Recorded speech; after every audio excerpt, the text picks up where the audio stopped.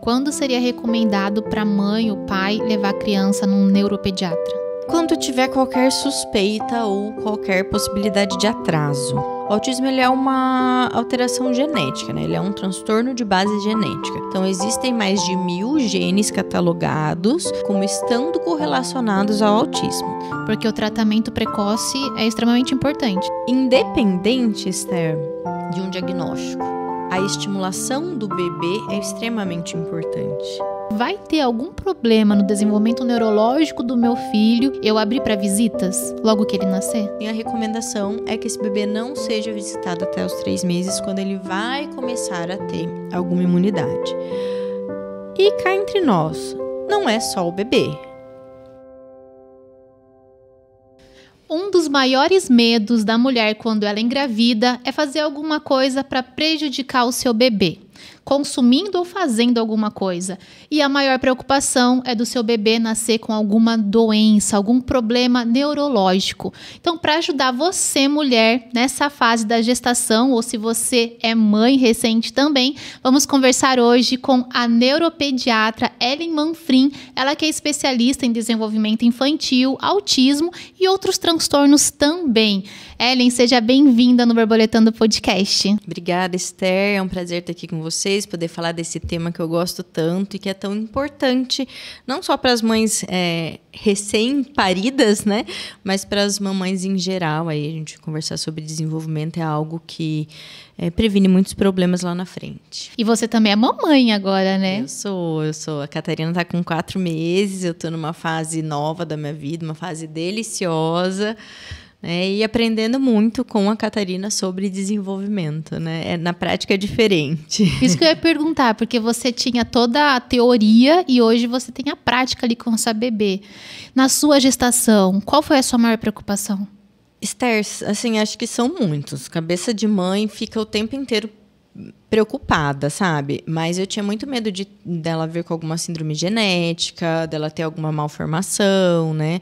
E o pré-natal foi essencial para ver que nada disso estava acontecendo, né? Hoje existem exames genéticos que a gente faz por sangue, né? Para saber de algumas síndromes genéticas do bebê ainda intraútero, então eu fiz, né? Tem os morfológicos que a gente faz durante a gestação para saber de malformações, eu fiz também. Tudo que estava ao alcance, eu fiz, sabe? Eu cuidei bastante porque eu tinha realmente esse receio. E a questão do transtorno neurológico, como que as mães, as mulheres, elas podem se acalmar? Tem algum exame também que possa ser feito ou não? Não tem, né? Eu até brincava, né? O ginecologista o obstetra falava para mim, Ellen, fica tranquila, ó, tá tudo bem, a gente viu aqui, olha o morfológico, tá ótimo, olha os exames estão ótimos. Eu falava, se fosse só isso, tava bom, né, doutor?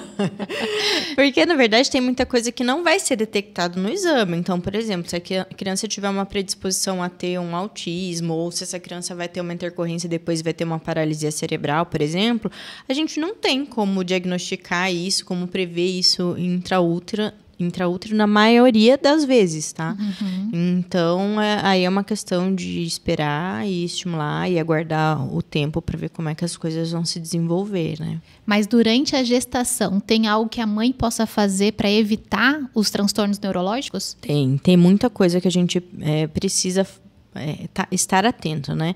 Então, uma alimentação regrada, óbvio, né? Uma alimentação rica em nutrientes, evitar industrializados, evitar açúcar. Gente, eu não estou falando assim que a gente precisa cortar, zerar, tá? Mas evitar tudo aquilo que a gente sabe que não é saudável, né? Uhum. Uma coisa que não dá, que é 0%, é álcool. Tá? O álcool aumenta muito a chance de transtornos neurológicos, né? Incluindo uma síndrome específica que chama síndrome alcoólico-fetal, que pouca gente conhece. Então, os estudos eles mostram para a gente que não tem uma quantidade mínima de álcool que é permitida, que é segura na gestação. Então, se você tomar um golinho no copo do teu marido, tá tudo bem. Se você tomar uma tacinha de vinho, tá tudo... Não tem.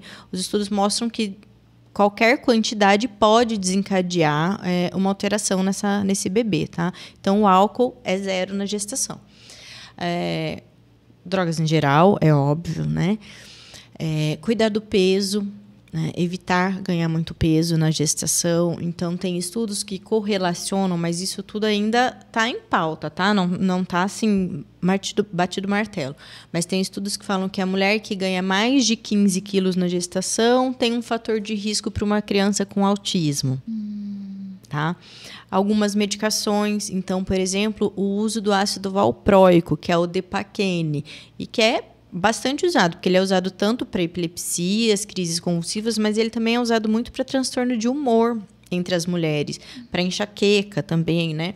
Então, essa é uma medicação que também está correlacionada, a depender da dose que se usa, a chance maior de transtornos do neurodesenvolvimento, especialmente o autismo. Então, também precisamos evitar, tá? E uma coisa preventiva que eu acho legal de falar, né? O uso de suplementação na gestação. Então, muitos médicos trabalham com essa parte, né, na nutrologia gestacional, né, cuidando da mulher durante todo esse processo de gestação. Não é só o ácido fólico que a gente toma, tem muita coisa para se cuidar, né? E, claro, isso é individualizado, é de mulher para mulher, você vai fazendo exames de sangue, vai repondo aquilo que precisa, mas isso também ajuda muito no desenvolvimento adequado do cérebro desse bebê, do sistema nervoso desse bebê. Eu entendi. E tem uma mãe, né, na verdade, uma gestante, uma amiga minha que está grávida, e uma das dúvidas dela é sobre o paracetamol. Ela ouviu falar que o uso de paracetamol durante a gestação pode aumentar o risco de autismo. Isso é fato? Não, isso é fake. Houve há um tempo atrás, né, um estudo muito pequeno que saiu e trouxe essa informação. Então, teve um boom na internet, né, falando sobre o paracetamol correlacionado com o autismo, mas estudos posteriores desmistificaram isso. Então, a gente não tem essa correlação do paracetamol e autismo quando usado na gestação, tá? Pode usar, é claro, né? Cuidado com a quantidade, como é que é utilizado, mas você pode usar tranquilamente. Tranquiliza, porque muitas mulheres usam, né? Por causa da dengue e de outros problemas. Eu ia falar isso, que eu usei bastante paracetamol na gestação, porque eu tive dengue quando eu estava grávida. Eu estava de 4 meses quando eu tive dengue, e eu precisei usar o paracetamol. E a Catarina nasceu perfeita. Por enquanto, sim. Desenvolvimento é uma caixinha de surpresa, né, Esther? Então, com 4 meses de desenvolvimento dela está ótimo, até um pouquinho além, porque eu estimulo muito. Mas a gente nunca sabe, né? Assim, você só vai ter certeza se o desenvolvimento atingiu tudo aquilo quando a criança sair dessa faixa de risco que vai até os 3 anos e meio, que está muito relacionada à poda neuronal, né? Então, a partir desse momento, a gente tem uma estabilidade maior do desenvolvimento e dá para dar uma respirada. Então, para as mamães ou futuras mamães entenderem qual é o marco do desenvolvimento infantil, os marcos mais importantes. Tem alguns que eu acho importante a gente observar, porque como são muitos, a gente fica falando, fica difícil, né? Mas assim, com 2 meses, o bebê ele tem que estar fazendo um contato visual, que a gente chama de fixação ocular. Então, ele fixa no olho da gente e ele acompanha com o olhar.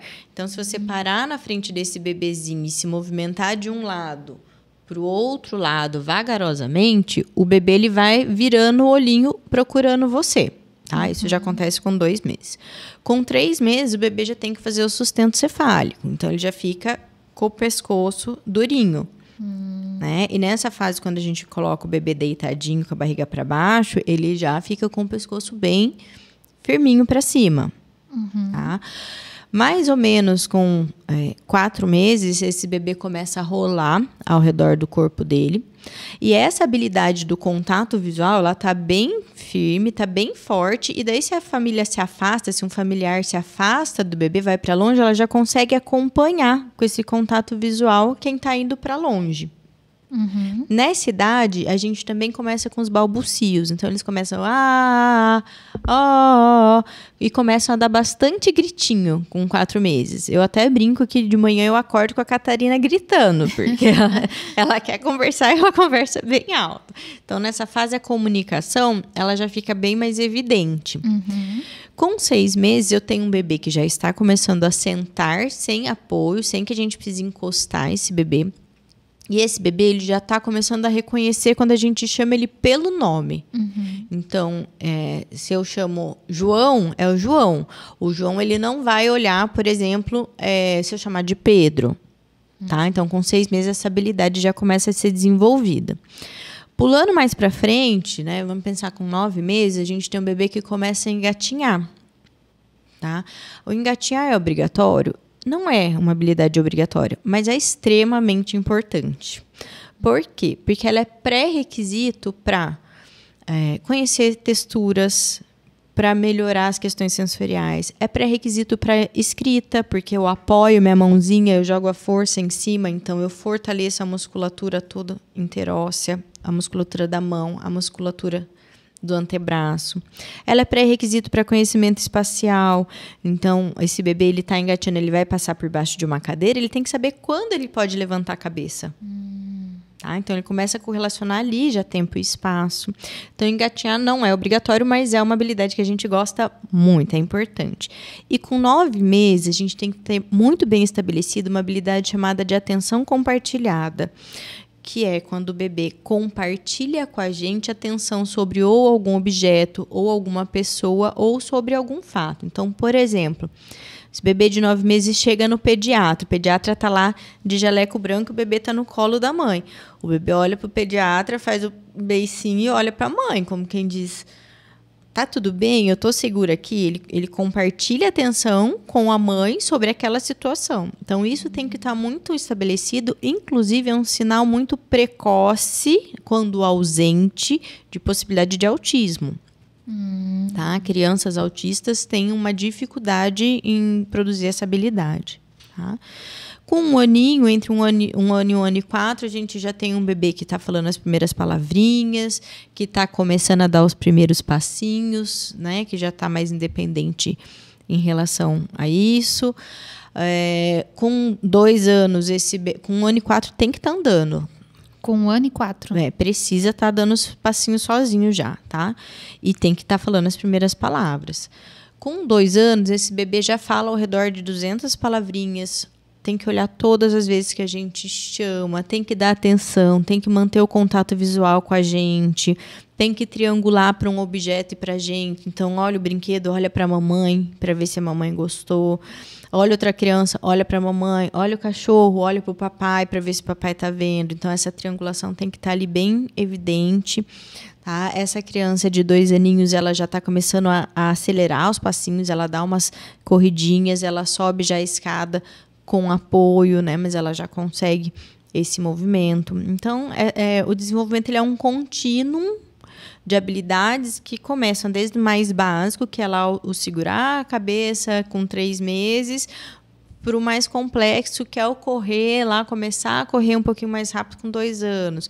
O contato visual, que é uma habilidade bem básica, para atenção compartilhada, que é o triangular sem falar nada, né? Fazer a pessoa entender que aquilo merece atenção. Então, é sempre esse somatório de habilidades que vão ficando cada vez mais complexas. Então, seria essas habilidades que os pais precisam ficar em alerta se acaso tiver algum sinal atípico aí. Isso, essas são algumas delas. Inclusive, eu acho bacana falar, eu tinha pensado em trazer e esqueci, mas naquela cadernetinha que a gente recebe na maternidade, que vem escrito caderneta do bebê, geralmente. Cada estado é uma caderneta diferente, mas todo estado tem, especialmente para quem tem o bebê no SUS, mas quem não tem, é só pedir que eles fornecem também. É um direito nosso. Até eu pedi a da Catarina, eu tenho uma da Catarina. Por que que é importante? Porque além de ter no final o espaço para colocar a vacinação, né, a carteirinha de vacinação que as mães falam, tem também ali no miolo dela todos os marcos do desenvolvimento. Então, é uma tabela que você vai colocando o X. E ela tem coloridinho onde essa criança tem que estar. Então, se não está ali naquele coloridinho, opa, é um sinal de alerta, está com atraso. Então, é uma forma muito fácil das famílias verificarem se o bebê está adquirindo as habilidades conforme esperado ou não. Quando seria recomendado para a mãe ou pai levar a criança num neuropediatra?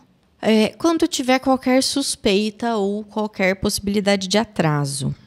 Tá? Para isso, a gente tem que conhecer o desenvolvimento típico, o que é esperado, porque eu só vou saber se está atrasado se eu souber o que é esperado, né? Então, não adianta eu achar que meu bebê só tem que falar com 2 anos, porque daí eu perco toda essa janela de 1 ano. O bebê tem que começar ali com 1 aninho já as primeiras palavras, né? Então, o pai tem que ficar muito atento a isso, a esses pontos de desenvolvimento.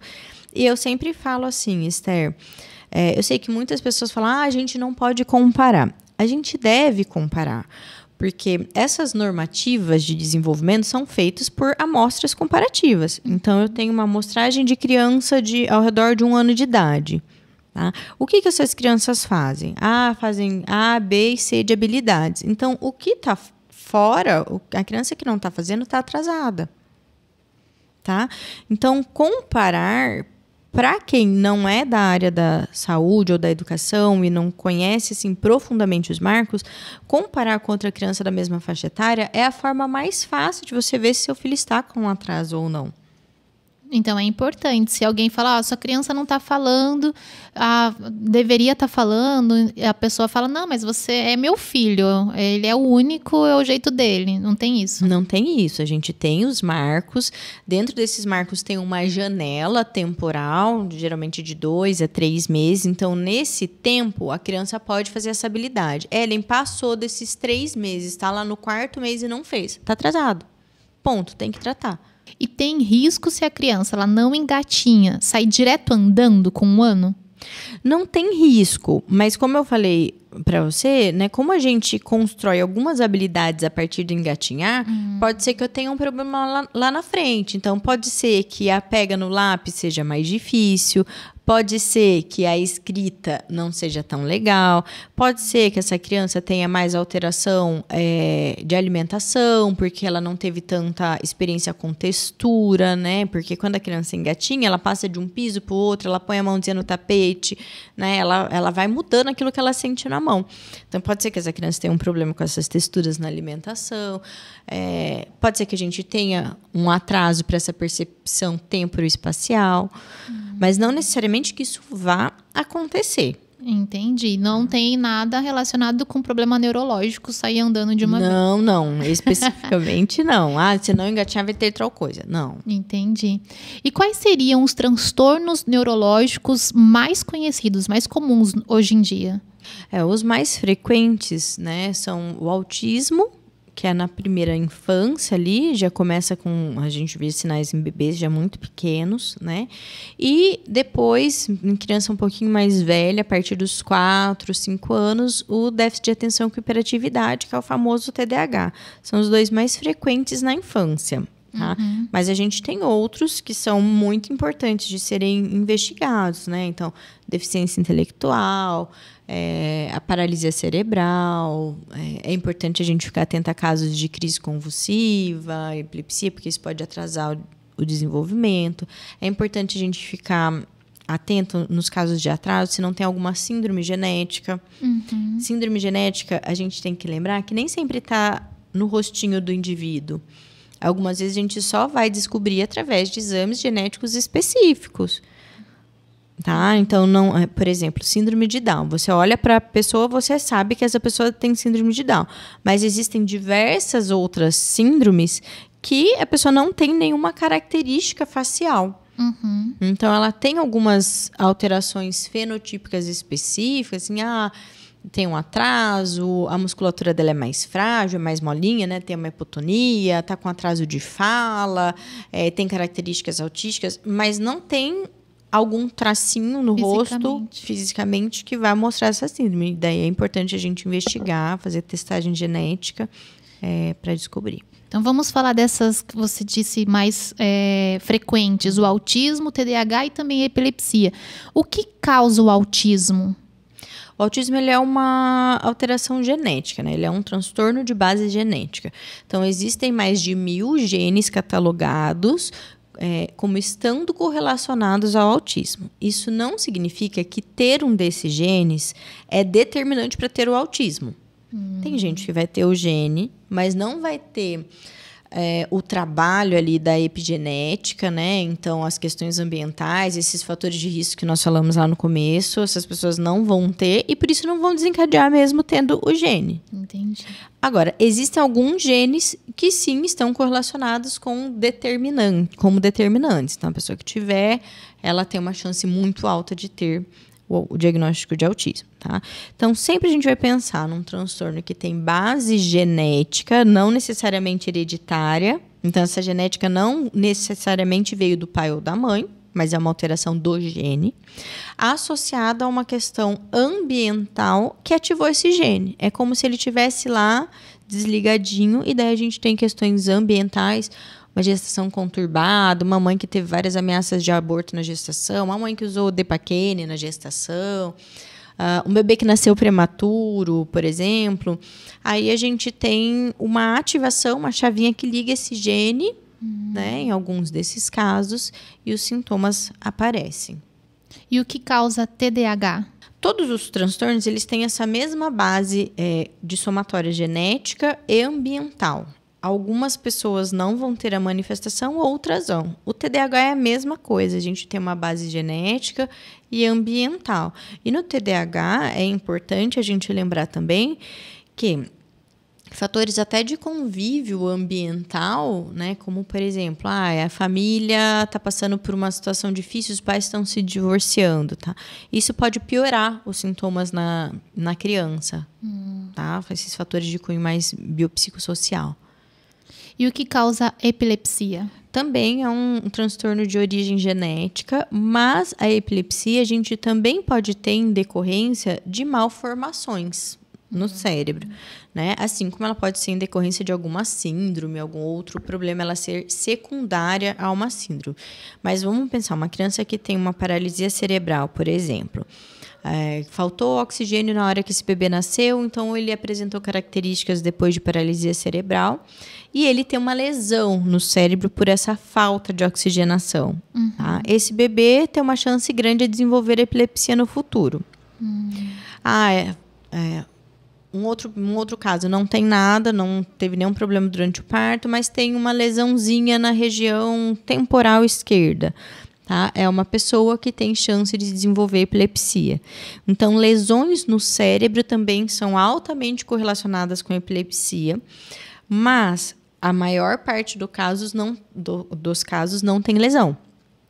A maior parte a gente tem um cérebro normalzinho, estruturalmente falando, mas a gente tem componentes genéticos que desencadeiam as alterações que levam à epilepsia. E é interessante falar da epilepsia porque a gente escuta muito falar do autismo, do TDAH, mas muitas pessoas sofrem com a epilepsia, né? Hoje no Brasil, não, no mundo todo, mais de 50 milhões de pessoas sofrem com epilepsia e muitas vezes não têm conhecimento, não têm informação para poder procurar um tratamento adequado. E qual seria o tratamento adequado para a epilepsia? A epilepsia, como você falou, ela é realmente bastante comum. Ela é tratada através de medicação. A grande maior parte dos casos é de fácil controle. Então, o que significa isso? Você coloca um remédio e controla bem. E a gente tem uma minoria de casos que não é tão fácil controle assim. Que às vezes o primeiro remédio não dá certo, você precisa de um segundo, de um terceiro ou até de associação de medicação. Esses casos que eu dei de exemplo, que são pessoas que têm alguma malformação no cérebro, alguma alteração estrutural no cérebro, uma lesãozinha lá, tá? Esses casos geralmente são os mais correlacionados a difícil controle. Os casos em que esse cérebro é preservado, não tem nenhuma alteração, na maior parte das vezes é mais fácil de se controlar, tá? E a gente tem que lembrar que epilepsia é diferente de convulsão. Então, não é porque a pessoa sofre de convulsão que ela é epilética? Depende. Se a pessoa tiver uma crise convulsiva na vida, ou se ela tiver 3 crises convulsivas no mesmo dia, ela não é epilética. O critério para a gente estabelecer o diagnóstico de epilepsia são 2 crises convulsivas, não febris e não provocadas, ou seja, não é porque essa pessoa está desidratada, não é porque ela está com febre, num espaço maior do que 24 horas. Então, eu preciso ter uma crise hoje, do nada, sem ter um motivo para essa crise, e uma crise depois de 24 horas. Se a gente cumprir esses 2 critérios, então, essa pessoa ela é epilética. Entendi. Então, para o diagnóstico acontecer é dessa forma. Dessa forma. E daí a gente lança a mão dos exames, né? Então, teve uma crise convulsiva, a gente vai fazer eletroencefalograma, vai fazer, a depender do tipo de crise, um exame de imagem, exames sanguíneos para ver se está tudo bem, né? Exames de laboratório, precisa entender o que aconteceu. E outra coisa importante para a gente lembrar, Esther, é que nem todo tipo de convulsão é aquele que a gente conhece da pessoa que cai no chão e fica se debatendo. Existem muitos subtipos de crises convulsivas, né? Existem crises só de parada comportamental, então a pessoa fica parada do nada. E daí volta conversando normalmente.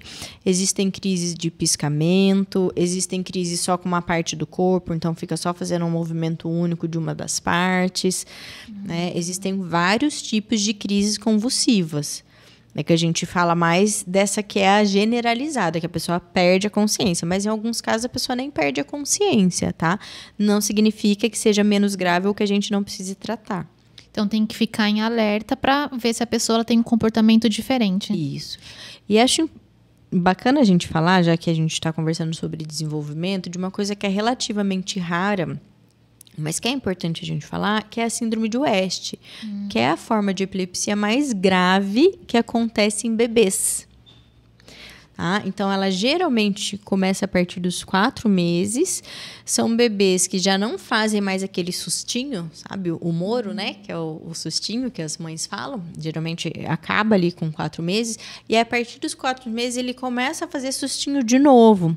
Só que esses sustinhos, eles são diferentes, porque eles acontecem várias vezes em seguida. E geralmente quando esse bebê está acordando, está despertando, a gente fala que são espasmos em salva, porque acontece uma salva, então várias vezes. E o bebê fica muito irritado quando isso acontece, tá? Então, caso alguém esteja vendo esse padrão de movimento na criança, né? Então, ao despertar, a criança brava fazendo várias vezes esse movimento de flexão da cabeça e do bracinho, né? Ele é bem rápido.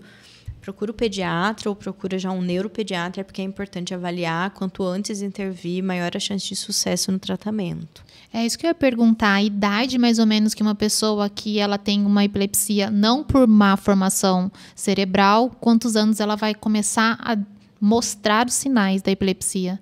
Não tem uma idade. Não tem. Ela acontece em qualquer fase na vida, mas a gente tem 2 picos de prevalência. Na infância, crianças pequenas, e depois nos idosos.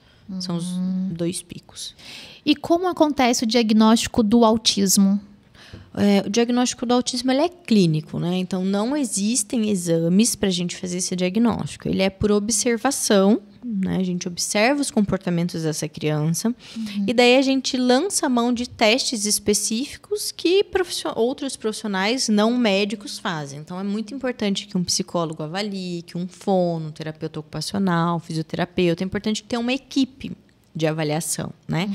Existem alguns testes que vão nos ajudar a isso, mas que são complementares à observação clínica. Então, a gente precisa ter um bom olho para ver esse desvio de comportamento, especialmente porque estão chegando crianças cada vez com características mais sutis, mas que estão no espectro, mesmo com características sutis. Então, a gente precisa ter um olho muito treinado, né, para conseguir pegar esses diagnósticos, porque são crianças que, embora tenham lá um nível 1, né, que o pessoal fala, é leve, de leve não tem nada, né, elas vão ter impactos futuros importantes. Então, o autismo ele tem vários níveis. Ele tem vários níveis, ele tem 3 níveis, né? Nível 1, nível 2 e nível 3. Na classificação anterior era o chamado de leve, moderado e severo, né? Hoje a gente não usa mais essa classificação, justamente porque a gente sabe que o nível 1 não tem nada de leve, né? As pessoas que têm o diagnóstico têm vários desafios, várias dificuldades, seus familiares também. Então, essa classificação ela não é mais utilizada. E o recomendado é diagnosticar o quanto antes. O quanto antes e começar a intervenção o quanto antes. E vamos supor, né? Algumas vezes a gente vê o diagnóstico em bebês... Diagnóstico não, a gente vê características em bebês muito pequenos, né? Eu já tive no consultório, por exemplo, o caso de uma menina que com 4 meses a mãe nos procurou porque essa criança não fazia contato visual. Eu também tive um caso assim de 3 meses que a mãe amamentava e também falava, olha, ela não está fazendo contato visual e ela não está buscando o som, né? Porque o bebezinho de 3 meses, quando você faz chacoalha, não, chocalho, bate palma longe dele, ele já procura. E a gente acompanhou essas crianças. Essas crianças não receberam um diagnóstico com 3, 4 meses, mas elas receberam intervenção. Então, essas mães foram orientadas a como trabalharem com seus filhos em casa. E essas crianças passavam uma vez por semana para o profissional ver como elas estavam e reorientar qual era a tarefa de casa para a próxima semana. Tá? Entendi. Ambas as crianças, mesmo recebendo a intervenção, ao redor dos 2 anos, uma com 1 ano e meio e outra com 2 anos de vida, recebeu o diagnóstico. As duas receberam o diagnóstico de autismo. Mas então não adiantou nada a intervenção, porque mesmo, né, trabalhando e estimulando, elas tiveram diagnóstico? Adiantou muito, porque provavelmente se essas crianças não tivessem sido estimuladas, elas teriam recebido um diagnóstico, mas com características muito mais graves. Entendi. Porque o diagnóstico ele não pode ser prescrito antes dos 2 anos? Ele pode, se você tiver a certeza ali do diagnóstico, tranquilamente você pode fechar com 1 ano, 8 meses, tá? No caso dessas crianças, como elas foram trabalhadas, a sintomatologia do autismo ficou muito mais sutil. Entendi. Então, a gente precisou ponderar mais para fechar esse diagnóstico. Entendi. Né? Mesmo assim, sem deixar de estimular. Porque o tratamento precoce é extremamente importante. Extremamente importante. Independente, Esther, de um diagnóstico, a estimulação do bebê é extremamente importante. Né?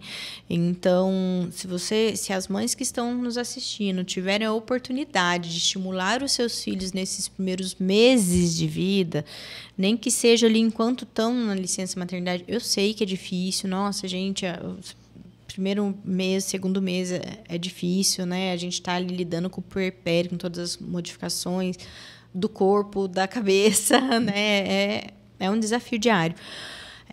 Mas sempre tirar um tempinho do dia e aproveitar as oportunidades, porque eu falo que você não precisa parar para estimular. É oportunidade, quando você está trocando a fralda, quando você está trocando a roupinha, quando você vai colocar esse bebê no peito, quando você vai dar banho no bebê, tudo é oportunidade para estímulo.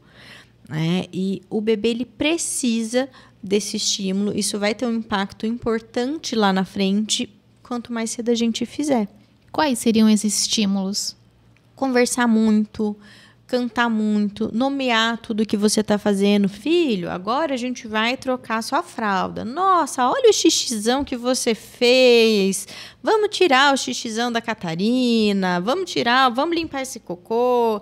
Nossa, cadê o pé? Olha aqui o pé chulé da Catarina. E mostra, né, o pé. Existem muitas musiquinhas que a gente pode cantar para crianças que nomeiam partes do corpo. É claro que um bebê de 4 meses não sabe o que é o pé, o que é a mão, o que é a cabeça, né? Mas você está dando um estímulo para esse cérebro.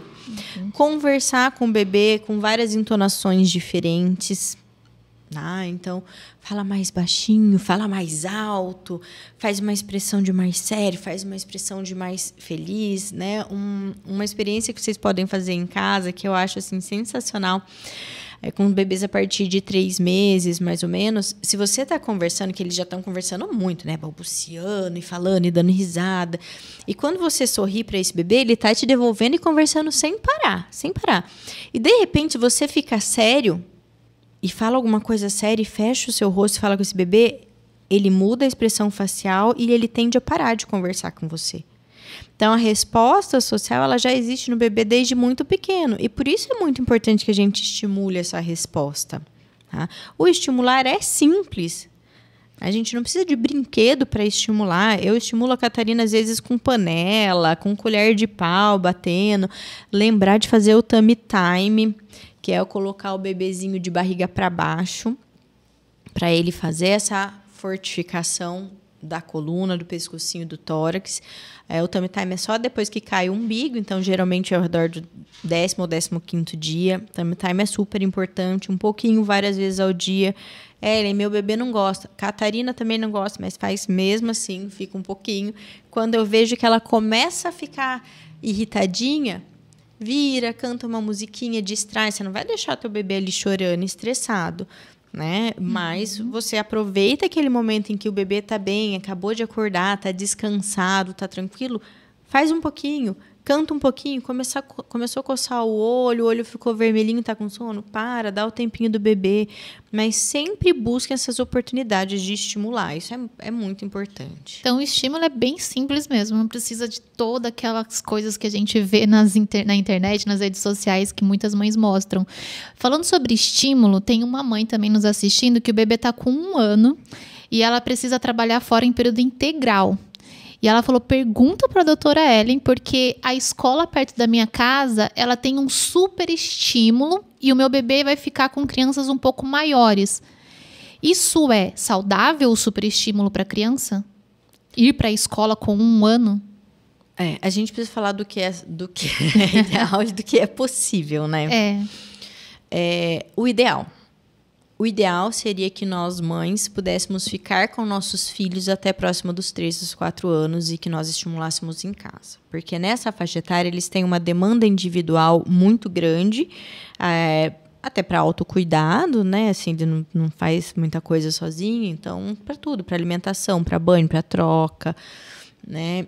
E os trabalhos mostram que a criança que é estimulada pela família ambiente domiciliar é uma criança que não só evolui mais do ponto de vista de desenvolvimento neuropsicomotor, mas também evolui mais do ponto de vista emocional, tá? Isso seria o ideal. Mas a gente sabe que no mundo real não é o que acontece. Eu voltei a trabalhar agora, a Catarina está com 4 meses, né? Algumas pessoas têm a possibilidade de remanejar seu horário de trabalho, trabalhar um pouco menos, né? Isso é ótimo, já ajuda muito.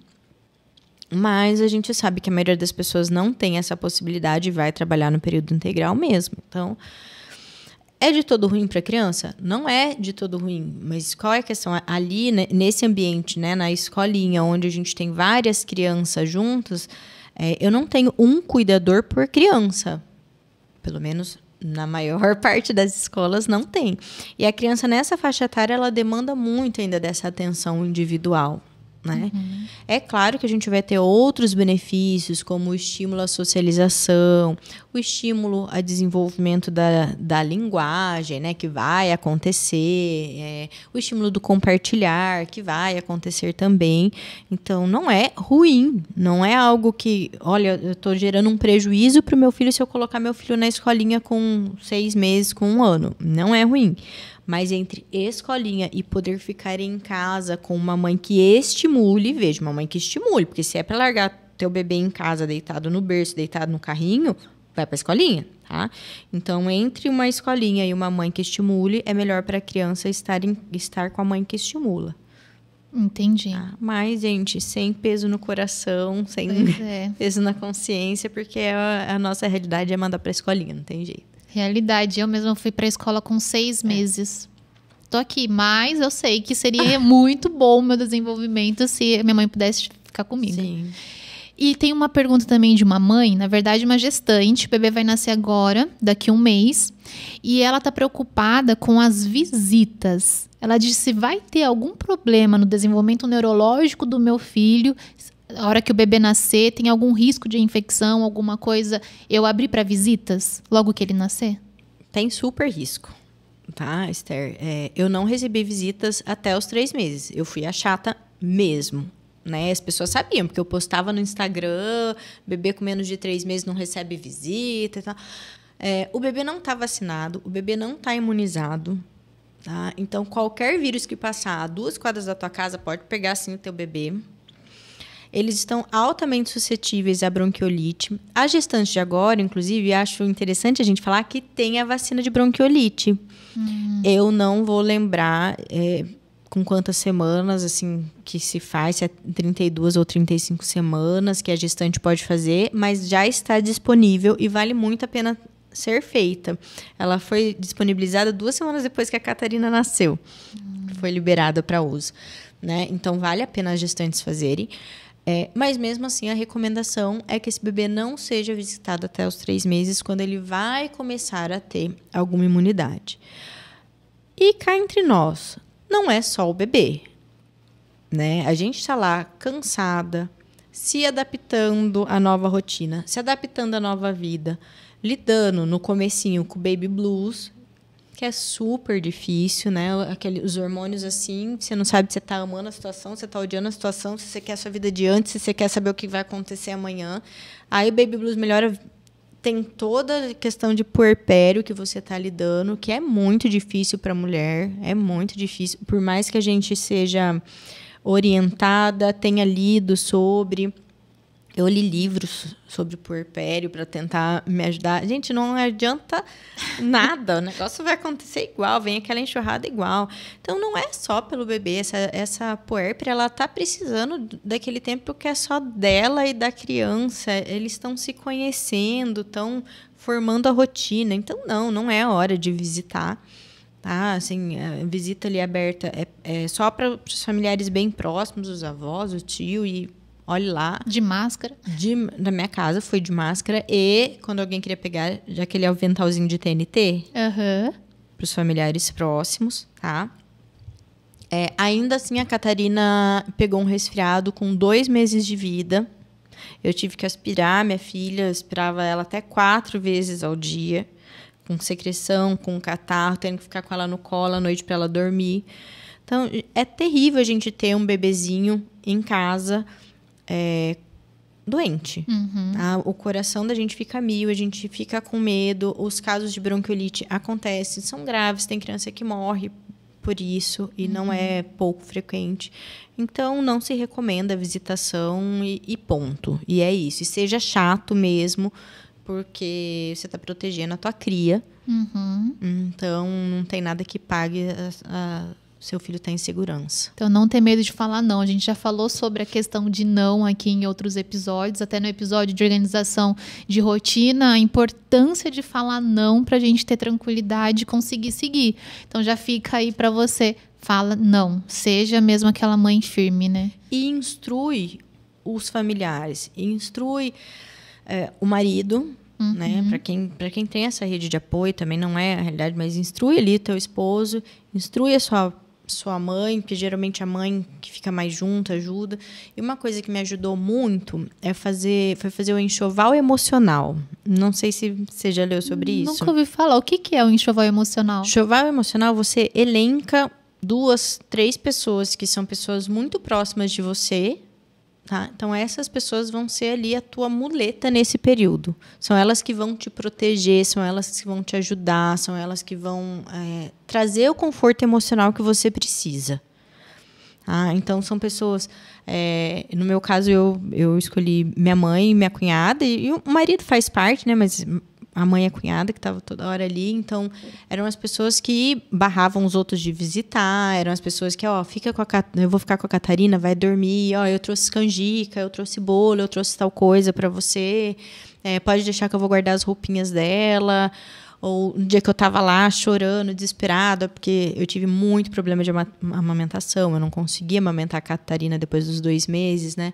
Então, eram elas que me ouviam, que me acolhiam, que me confortavam. Ellen, você tentou, tá tudo bem, você não é menos mãe por isso.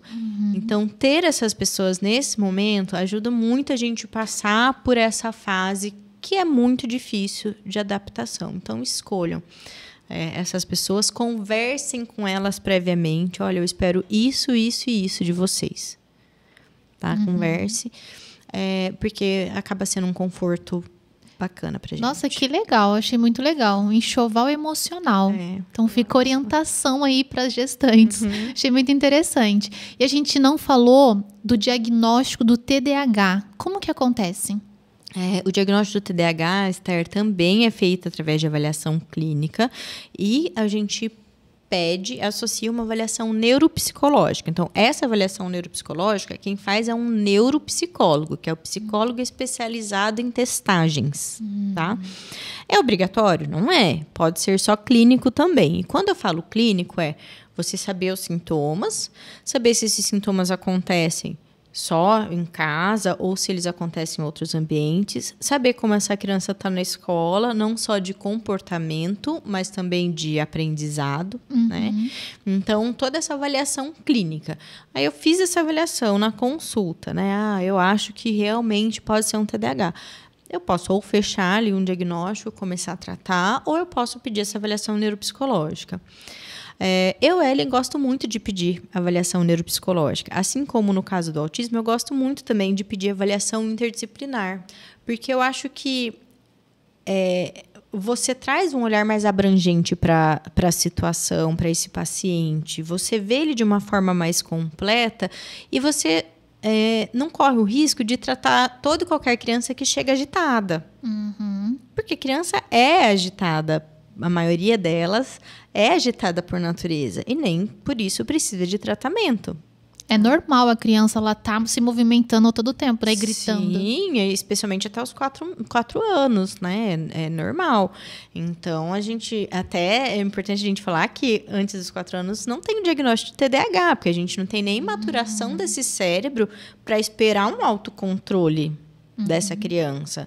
Então, esse comportamento de agitação, de não prestar atenção, de mudar de atividade o tempo inteiro, é porque eu não tenho um córtex pré-frontal desenvolvido e que permita que essa criança fique ali centrada, concentrada, entendendo melhor as situações sociais. Entendi. Então, é muito bom falar sobre essa questão da idade do diagnóstico. Então, só a partir dos 4 anos que pode ter um diagnóstico de TDAH. É isso. Entendi. Acredito que a gente falou sobre um pouco de tudo que eu estava aqui, mas eu quero já pedir para você que está nos acompanhando, curtir, compartilhar, comentar essa live, mandar para todas as mamães, gestantes que estão nos acompanhando e se inscrever no nosso canal. Então, se você está aqui e ainda não se inscreveu, se inscreva para que você possa receber mais conteúdos do universo feminino para te ajudar a ter uma vida mais leve, uma vida melhor e te ajudar nesse processo de transformação que você talvez esteja buscando, viu? Então, ajude Borboletando o Podcast a voar mais longe e se inscrevendo, curtindo e compartilhando. E apontando a câmera do seu celular para o QR Code aqui, você vai também para a nossa comunidade e assim você recebe conteúdos exclusivos, que é muito bom. E Ellen, para a gente fechar, eu queria que você falasse o top 3 do desenvolvimento infantil. Aquilo que eu já falei antes da atenção compartilhada. É uma habilidade que a gente valoriza pouco por desconhecimento mesmo e é uma habilidade muito marcante para problemas sociais, né? Então, ficar atento se o seu filho ali com 9 meses não olha para o brinquedinho e olha para você, não traz um brinquedo para te mostrar, não sorri para você, se você canta parabéns ele não começa a bater palminha ou tentar bater palminha, ficar atento a isso porque é um fator de risco muito grande para essa criança ter um futuro diagnóstico de autismo. Então, para mim, é uma habilidade extremamente importante. Teria mais alguma? O mais importante quando a gente pensar no desenvolvimento é todo atraso merece ser tratado. Eu falo essa frase desde sempre. Então, não fique esperando. Vai melhorar sozinho. Quando chegar com 3 anos fala. Quando chegar com tantos anos acontece isso. Não fique esperando, porque o atraso ele vai se acumulando e vai ficando cada vez maior e mais difícil de ser recuperado. Então, a qualquer sinal de atraso do desenvolvimento da sua criança, procure um especialista e comece a tratar, porque a sua chance de recuperação é muito maior. Uma coisa que vem na minha cabeça agora é sobre as telas. Se a tela para o bebê prejudica no desenvolvimento infantil, principalmente em alguma questão neurológica. Prejudica muito, tá? Não se recomenda o uso de telas para crianças abaixo de 2 anos em nenhum momento, tá? Por quê? Quando essa criança ela vê a tela, e eu passo isso às vezes com a Catarina, né? Às vezes a gente pega para ver um celular e o bebê está do lado, na hora ele vira para o celular. Eles têm uma atração pela tela, seja para o celular, seja para a televisão, que é gigante, é enorme. Então, quando esse bebê ele olha para a tela do celular, nada mais importa. E todo o meu estímulo social e ambiental, tudo aquilo que verdadeiramente estimula a criança, fica de lado. Eu vou ter uma dificuldade muito maior para desenvolver habilidades sociais e linguísticas nessa criança. Eu vou ter uma criança que vai ter muito menos experiência sensorial e motora, porque ela vai ficar ali na tela, ao invés de sair e explorar o ambiente. Então, não é recomendado até os 2 anos. Não. E depois a gente tem as tabelas de orientação da Sociedade Brasileira de Pediatria, né, da quantidade de tempo no celular, na tela, enfim, não é só celular. Mas lembrar que quanto menos a gente puder expor a criança à tela, melhor. Muita informação riquíssima hoje aqui no episódio. Acredito que a gente tenha ajudado muitas mães, contribuído com o seu conhecimento.